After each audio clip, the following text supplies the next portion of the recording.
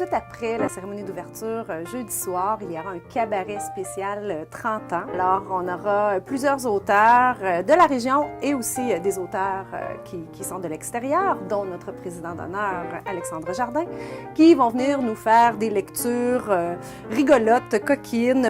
Je dirais qu'il y a eu une espèce de demande générale dans les dernières années pour qu'on refasse un apéro érotique. Donc, le vendredi, à 5h30, dans le bar, il y aura une lecture de textes érotiques lus par plusieurs auteurs, dont Stéphane Dompierre, Véronique Marcotte, Marie Gré, spécialiste de la littérature érotique au Québec, et notre invité d'honneur, Chloé Varin, aussi, qui va se commettre.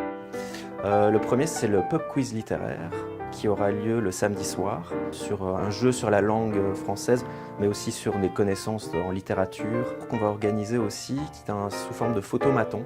Donc on aura un espace avec un cadre Polaroid géant, où les gens pourront présenter leur coup de cœur du Salon du Livre. Et donc ça donnera lieu à un concours sur les réseaux sociaux. Je pense qu'au cours des 14 dernières années, la rencontre jusqu'à maintenant qui m'a le plus marqué, c'est probablement Dany Laferrière. Alors, derrière ce grand écrivain, maintenant à l'Académie française, se cache une personne extrêmement gentille, très accessible, qui était dans son stand.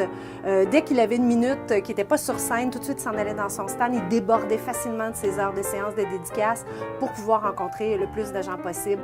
Un président d'honneur avec qui j'ai créé des très beaux liens. Il s'agit de Robert Lalonde, qui a été vraiment un coup de cœur pour moi. On s'est tout de suite beaucoup aimé, on a eu beaucoup de plaisir ensemble, puis à chaque fois que je peux l'inviter, on essaie de renouveler l'expérience. Et j'avais rencontré Simon Boulris, et c'était quelqu'un de vraiment extrêmement sympathique, et on s'est retrouvés avec des atomes crochus parce que lui fait beaucoup de voyages en France, notamment à Lille, et moi j'habitais en Belgique, mais juste à côté de la frontière, donc très proche de Lille. Donc on s'est parlé de plein d'endroits qu'on connaissait, et j'ai trouvé ça vraiment une très belle rencontre. Un auteur qui m'a surpris vraiment, je pense que c'est quand j'ai fait la rencontre de Patrick Sénécal, un écrivain qui écrit des choses assez noires, dures, et de me rendre compte que dans la vie, Patrick Sénécal est extrêmement sympathique, il n'est pas du tout comme ça. C'est Pierre Drouin, qui est originaire de la région, qui habite à Champlain, je crois.